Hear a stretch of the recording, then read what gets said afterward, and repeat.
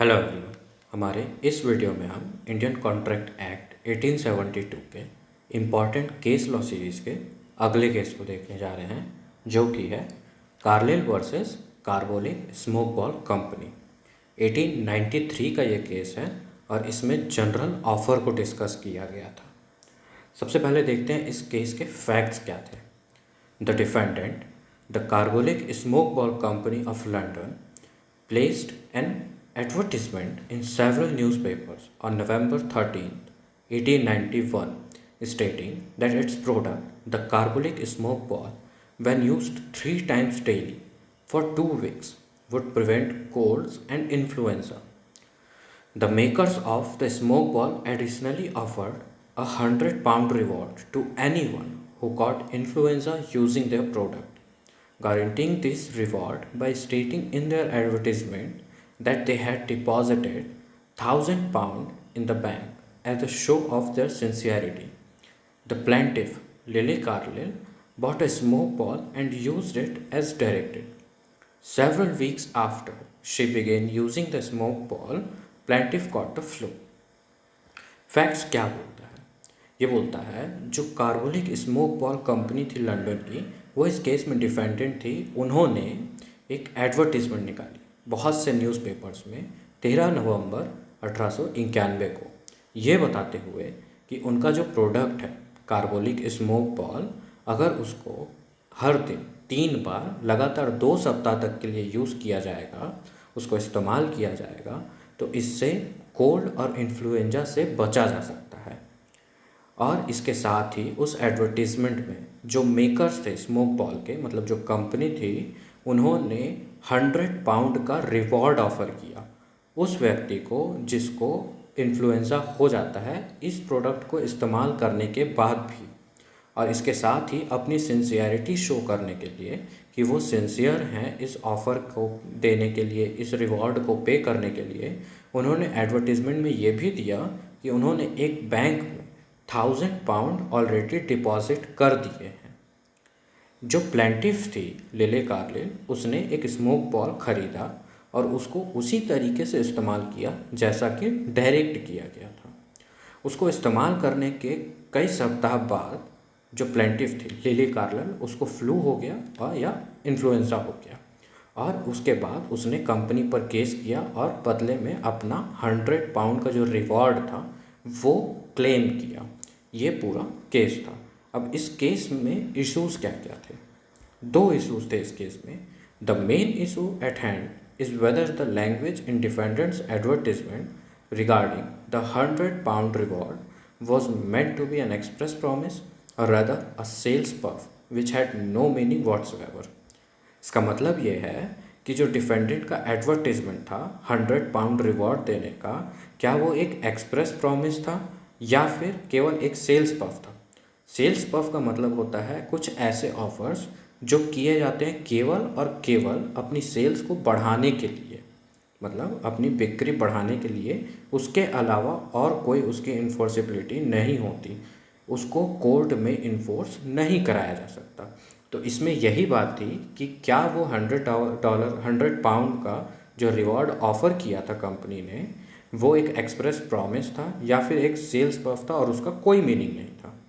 दूसरा जो इशू था वो था acceptance of a general offer, मतलब एक जनरल ऑफ़र को कैसे एक्सेप्ट किया जा सकता है, उसका कंसिडरेशन क्या होगा वगैरह वगैरह।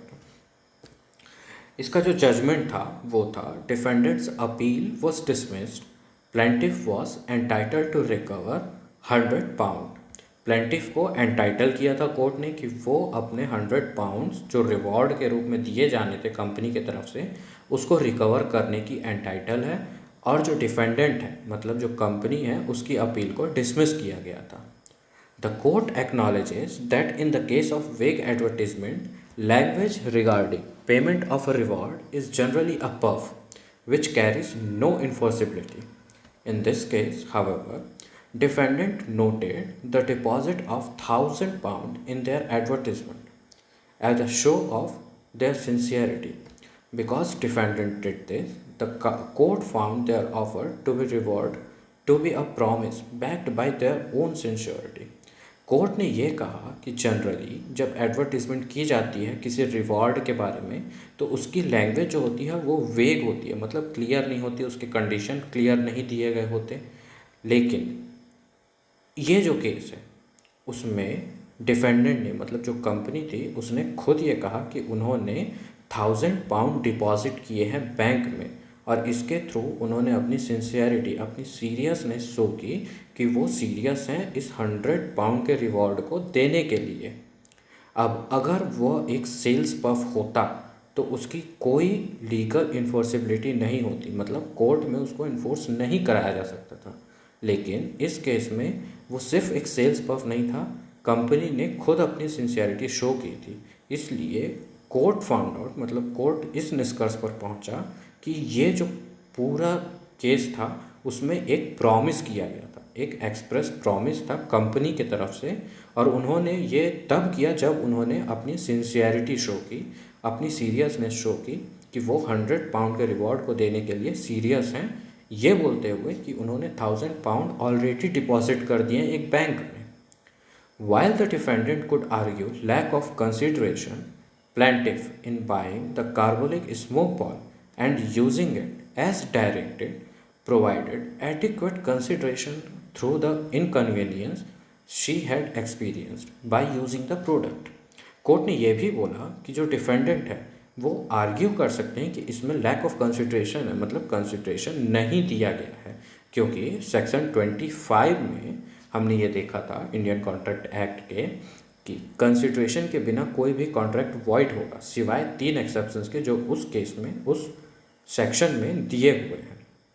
तो अगर डिफेंडेंट ये प्रूफ कर देता कि इसमें कंसिड्रेशन नहीं है तो वो कॉन्ट्रैक्ट नहीं होता। कोर्ट ने ये बोला कि डिफेंडेंट ये आर्ग्यू कर सकता है, लेकिन प्लेंटिफ ने जब वो स्मोक बॉल ख़रीदा और उसको जैसा डायरेक्ट किया गया था वैसा इस्तेमाल किया, केवल इसी से ही एक एडिक्वेट कंसिड्रेशन बन जाता है।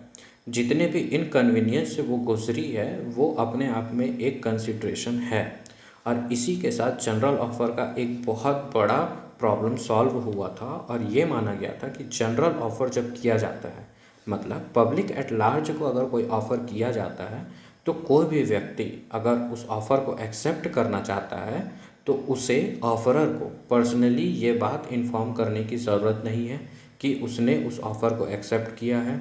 अगर वह व्यक्ति केवल जो कंडीशंस दी हुई हैं उनको एज इट इज़, जिस तरीके से वो दी हुई हैं उसी तरीके से वो फॉलो करता है, और जो जो डायरेक्शंस उसमें दिए गए हैं उसी तरीके से अगर उनको वो फॉलो करता है, तो ये माना जाएगा कि उस व्यक्ति ने उस जनरल ऑफ़र को एक्सेप्ट कर लिया था, और जो वो काम करता है, जो डायरेक्शंस वो फॉलो करता है, जो कंडीशंस वो फॉलो करता है, उसको कंसिडरेशन माना जाएगा। इसलिए जनरल ऑफ़र का पर्सनल एक्सेप्टेंस नहीं होता। Thank you.